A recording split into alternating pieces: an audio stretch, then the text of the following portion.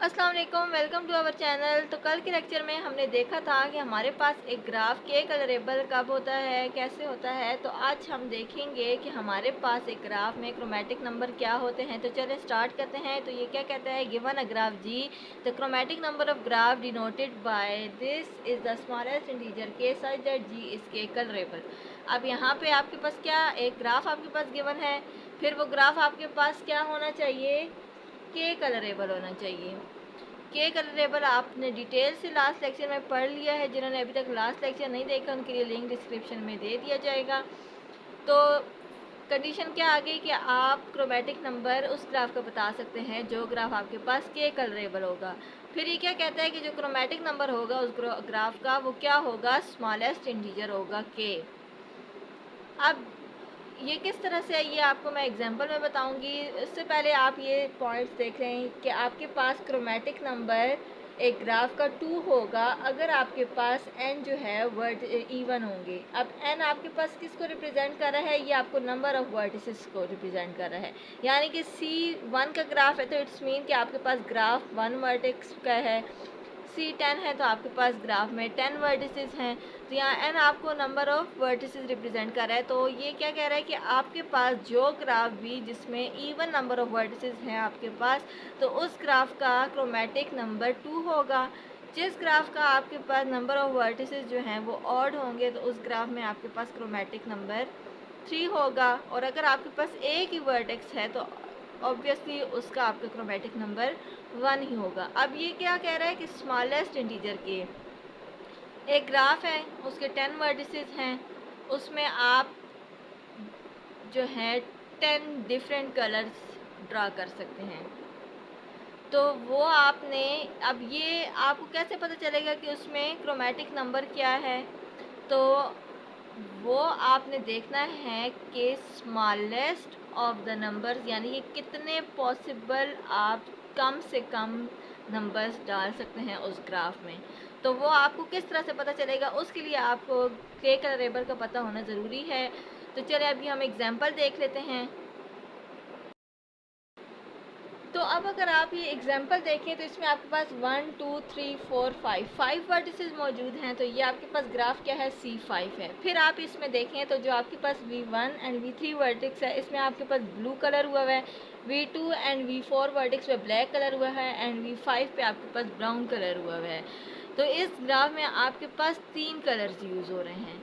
तो ये ग्राफ आपके पास क्या है, 3 कलरेबल है।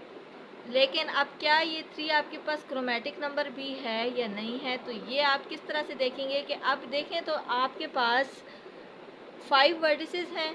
तो आप इस ग्राफ में 5 कलर्स ऐड कर सकते हैं। 5 वर्टिसेस के साथ डिफरेंट डिफरेंट कलर्स आ सकते हैं। तो इसका मतलब क्या है कि इस ग्राफ में आपके पास जो मैक्सिमम इंटीजर है के का वो क्या है, 5 है। और मिनिमम क्या है, उसके लिए आपको, अगर के कलरेबल की डेफिनेशन आपने देखी है तो आपने देखा होगा कि आपने ग्राफ में जो दो एडजेसेंट वर्सेस होंगे उनके कलर सेम नहीं लाने। यानी कि ये ब्लू है, ये ब्लैक है, देन ब्लू है, देन ब्लैक है।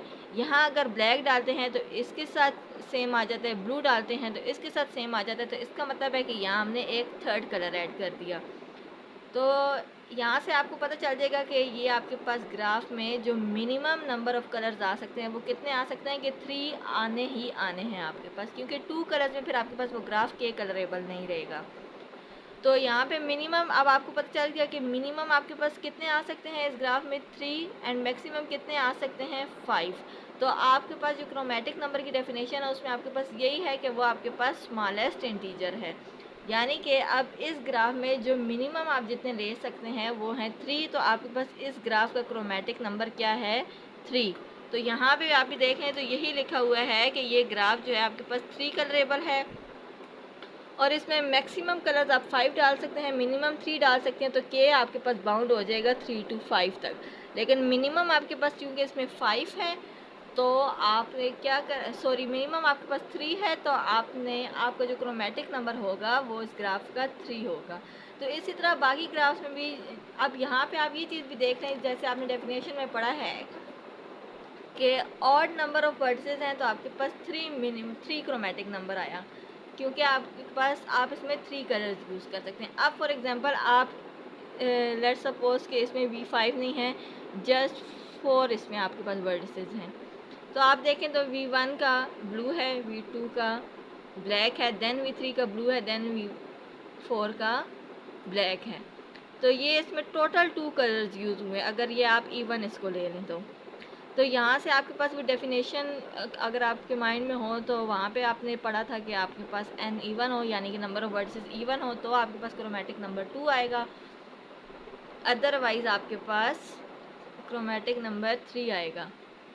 और अब अगर सिर्फ एक वर्टेक्स गिवन हो तो वो ऑटोमेटिकली आपके पास क्रोमेटिक नंबर 1 ही आएगा। तो उम्मीद है कि आज का लेक्चर आपको समझ आया होगा। Thank you very much. अल्लाह हाफिज़।